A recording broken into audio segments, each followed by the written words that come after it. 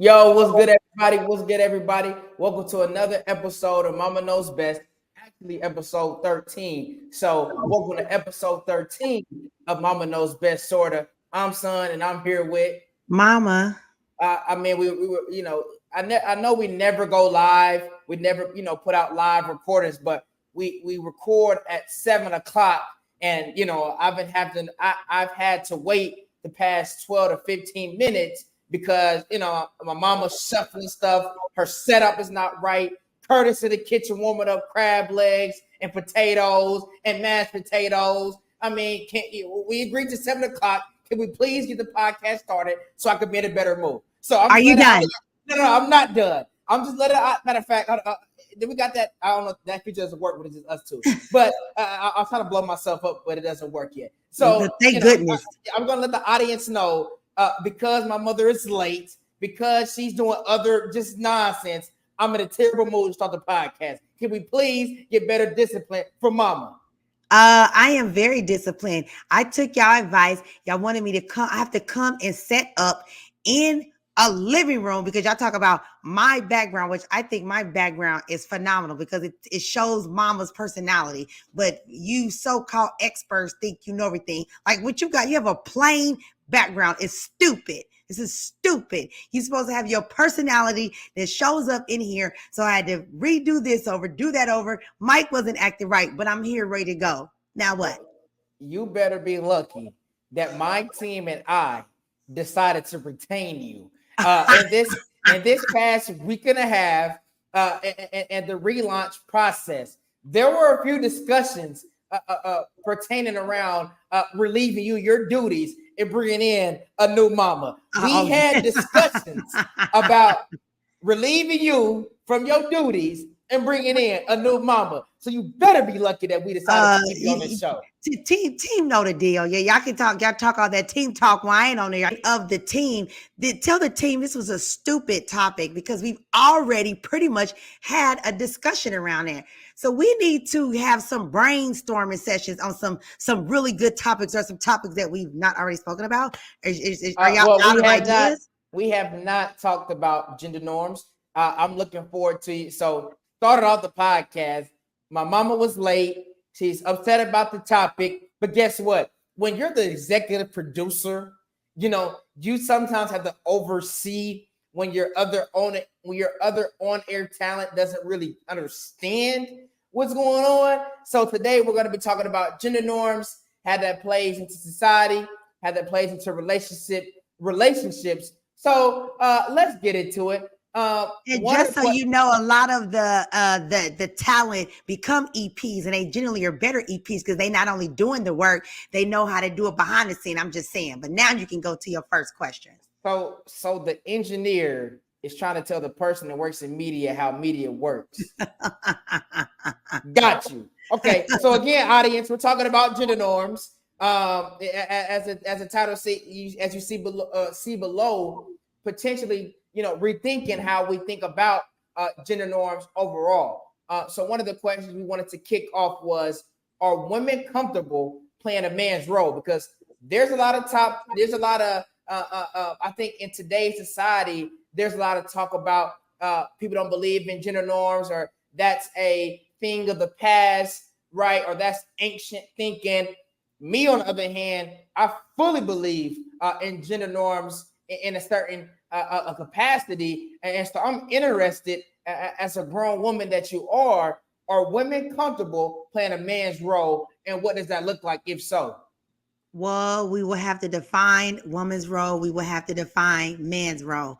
I agree with you in regards to gender norm. If people want to say that's traditional or old school, I'm with it. So then I will have to use some sort of baseline. So if we're saying we're Christians, right? Then the baseline is the Christian. The man needs to be out there working, providing for the house, providing for the family, and a woman has the option to necessarily work. Now, what I mean by that is when kids are there to take care of the kids, but the what I can't even think of it. The Proverbs 31 woman, she had her own business. if you read the scripture, she did have her own business, but she wasn't subjected to going to corporate America and let me put my check in your checking account and you paying half of these and paying half of that. So yes, she was very resourceful. She had money coming in, but her first priority was the family. The man needs to go out there, work, because the Bible said if a man don't work, he don't eat. But There's a bunch of what's wrong with the woman working? Or what's wrong with 50-50? So are you saying that a man's role is to that's be a feminine. provider? That's feminine. A man provides for his family, and whatever the wife choose, yes, that is feminine. And so, yeah. So wait, hold on. I want to be clear. I want to be clear with this question because this is a clip that's going to go right. This is a clip that we're talking about in live recorded. So you're saying that it is feminine, and I want you to explain this, right? So you're saying that it is feminine for a man to go 50-50 with his woman? Yes, it sounds like you're feminine is what it sounds like to me. Yes, it didn't say the woman is the provider. Now, with that, she's not. She comes to help. So get up, make your lunch, make your breakfast, have your dinner ready. Don't, as soon as you walk in the door, don't have a lot of arguments. As you working, she's taking care of the kids. She got some little side business, little hustle going on the side. That's her role. For a man to think that a woman should pay 50-50 is feminine, period. Now, there are times, I was going to say this, but I want to rethink that. I was going to say, in this day and age, things happen where a man may lose his job or something. He may need help. But then I'm thinking, if you a man, go figure it out. If you got to go sell blood, if you got to go work at McDonald's, if you got to go work at Taco Bell, you figure it out. So really, both ends. Men is feminine and women are masculine because they've been forced to take up or pay 50-50 and pay 50-50 plus cook, plus do grocery shopping, plus clean up, plus taking your kids, take care of you. So really the woman is really the dope part of a relationship. If you okay, well, I'll let you go on a 4-minute tangent.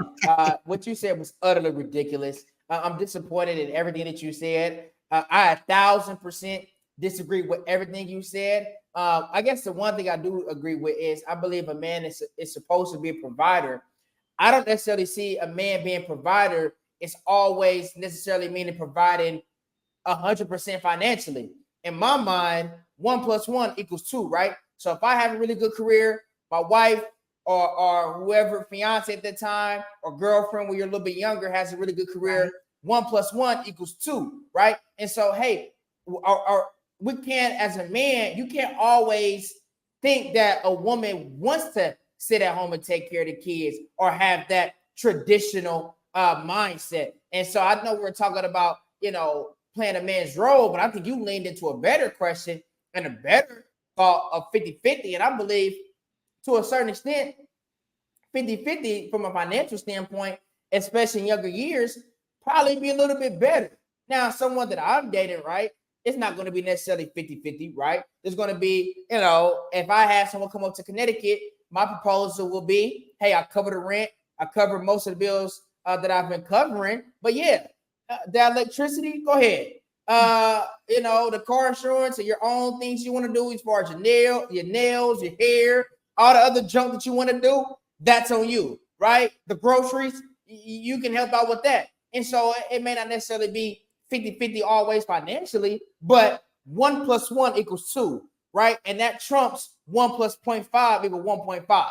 So you're wrong. Son knows best. No. Okay. So if let's just say we are taking the 50-50, even to add on to your point in regards to it is not always financial. Okay. Well, then you better be doing 50-50 the laundry. You better be doing 50-50 taking care of them kids. You better be doing 50-50 cooking. You better be everything that it takes to run a household. You better be doing 50-50 if we're seeing it the way you're putting it. And just so you know, I am a professional. I have a master's degree. I mean, just in case you didn't know, I have a master's degree. So I, even with that, and I And I'm a home owner, by the way. I'll be celebrating my year April 3rd of owning my property by myself in Tampa Bay. Hold on, gang, yeah. So I mean, even with all that being said, I still feel like the man, in regards to money, protecting, all of that, that falls on their lap, period. And not saying I'm not going to contribute, but yeah, just that's what I expect and looking for. So, Oh, well, we can move on to the next. We can move on to the next question. are men too feminine in today's society? I think Christian already you answered that because you said you was part of the feminine group. Yes, it's I've No, no, never. no. I had the chance to you asked. Oh, all right. You asked me the question, and then you called me a feminine, and then you started answering the question. Wow. Oh, Wow. you got it. My team was right when they had certain comments about you. But I think in some ways, men can be extremely feminine in today's society. My beef with a lot of men are not having direction as a leader. I know we kind of talk about that. We were talking about is a black man failing the black community, but I think it comes back to leadership. It comes back to, and I think in my generation, I'm just so sick of seeing all these people on social media. What's up with dudes dancing and taking all these selfies and doing all these weird stuff? I mean, I mean, shout out my boy Swole. I mean, he's a big time influencer. If you ain't bringing in the bag like Swole, I don't want to see you doing all these TikToks and dancing and I just can't stand it. You know, like what's up with that selfies and trying to get the angles? I don't understand it. So my beef with those, especially in my generation, is just the how social media has made too many pretty boys. Okay, I mean, I can see that, but I mean, are they, when you say pretty boys, is, they can be a professional dancer, like you said. Swole Ricketts, No, he's no, in the he's a professional workout guy, right? He's a right. professional lifter, so that's different. And he has over 100,000 followers. So if you're making money and that's funding, if that's supporting your lifestyle, that's a little bit different than you on your Snapchat with That's 55 true. viewers taking selfies. And shout out to Swole Shout out to Swole. and to Unwind Tasha K, because she had one of his videos. She had played a little clip. I was like, what? He got the Tasha K. Right. But I guess again, it depends on what topic we're talking about, or if we're talking more in the relationship, or we're just talking about men, period.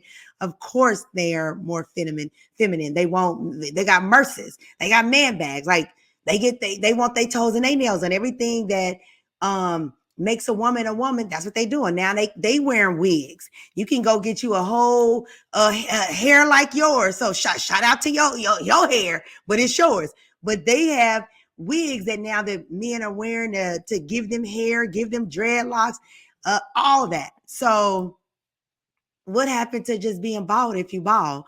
Or what happened to, whatever? So everything that makes a woman is what men are doing for whatever reason. So of course that, and then that's just that part of it. So you bring in the financial piece of it, or running a household. They're oh, I've seen a lot of men are okay with how it was on Coming to America, whatever type of movie you like. They're doing that. They're okay with things being provided for them, things are being paid for them, they being dated, they being taken out. So it's hard, from a relationship perspective, trying to find someone, and then even trying to find someone just with like my education, my economic status, and so forth on. So you know the answer to my question. I don't even know if there's anything else you want to add to that. You answered it. You answered it. Now I am excited for this question. Okay, but hold on. So do we agree that you have moved into the feminine column? I just want to make sure with that 50-50. I'm just asking. Are you done? I'm done. The last question we're going to ask is, do gender norms contribute to a relationship success? Of course, yes, it does. And really going back to the 50-50, real talk, whatever works in your relationship works in your relationship. I think it starts with that man and the woman coming together and setting expectations first, and then building out for that. Not saying 5 years from now, 6 years from now, whatever, those things are going to change. But what may be works for you, 50-50 works for you. What works in somebody else's family, the man works, the wife stay at home, take care of kids, raise the kids. You know what I'm saying? Or, you have to decide what's best for you. And for me, or again, I'm just giving my opinion, that's what's going to make the relationship successful. Of course, we see some men like to cook. People may say that cooking is a woman's job, but what if he likes to cook and he take care, and maybe she likes to cut the grass, just whatever. So I think whatever works with that couple, do it, and then do it well. Yeah, I don't believe you can have a successful relationship without gender norms. A man has to be a man, a woman has to be a woman. And especially from a man's perspective, how can you not be a man and have a successful relationship? You can't be out here, have your woman take out the trash, have your woman driving, having your woman do all the things within the house, right? A man's job is to provide direction, provide leadership, emotionally and physically pursue the woman that they are dating, whether they're engaged and or married, right? And so for me, the question is like, I don't know a successful relationship where the man is being super feminine and the woman being Right. masculine, right? Masculine women, have to understand that they are unmarried because they are too masculine, right? And so it's never going to work when a woman is too masculine. Good men aren't looking for that, right? High value men aren't looking for a woman that's super masculine, that's super dominant, right? And some of the conversations that you and I have had, and I've been trying to get your mind right and develop you right when it comes to this, because I have a lot of free game. I mean, thank God that you birthed someone that's talented and has so much expertise with me. My DNA. But what we talked about with you is bringing that level down from a 10 to a 2, right? Because you cannot be a masculine woman and have that balance that is needed for a successful relationship. Now, do you have a response to that?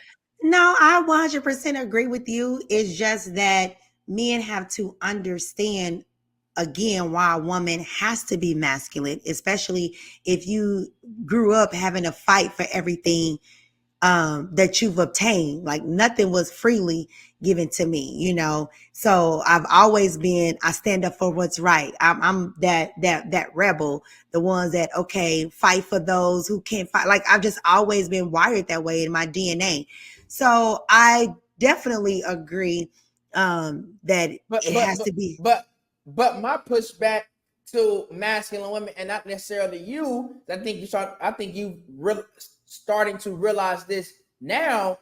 Once you know better, when do you do better, right? We can't keep playing that card of like, well, my childhood trauma, or I had to fight for everything in my life, or I was exposed to this and now this way. Once that good guy comes across to you, when do you do better, right? Because there's not going to always be that good, high value guy that's willing to invest in you or that's willing to serve you and hit most of those things on that checklist. When do you do better and value that? That can't be the Well, excuse I mean, at 21 and it be the excuse at 45. I mean, what are we talking about? listen, people's growth rate is different. I mean, unless you're there with that individual, you cannot say that they are not.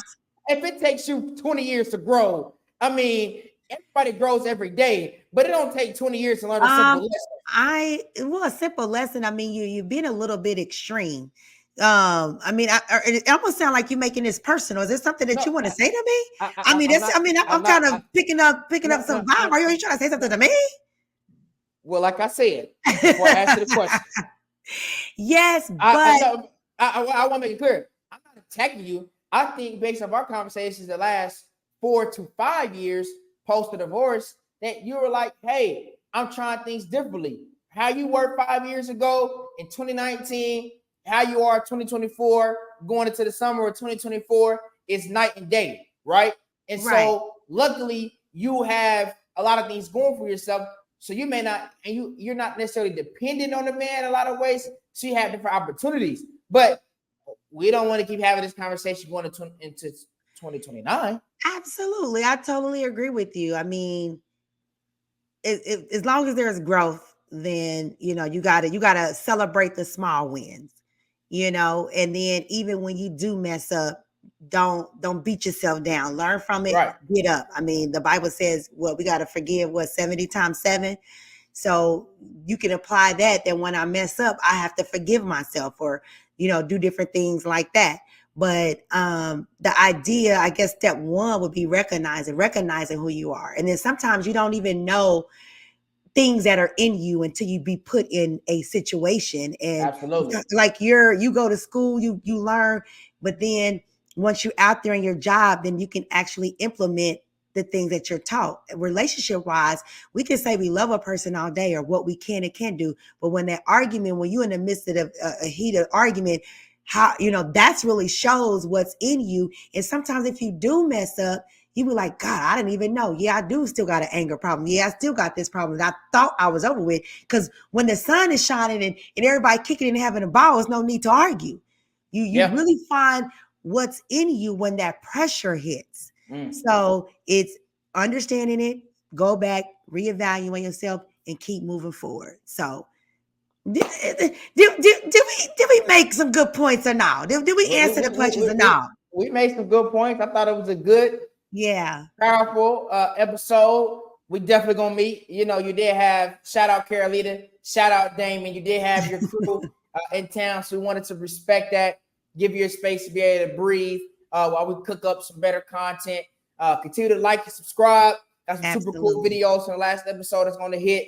I guess by the time this is released, you would have already seen them from our last episode, Untangling the Truth.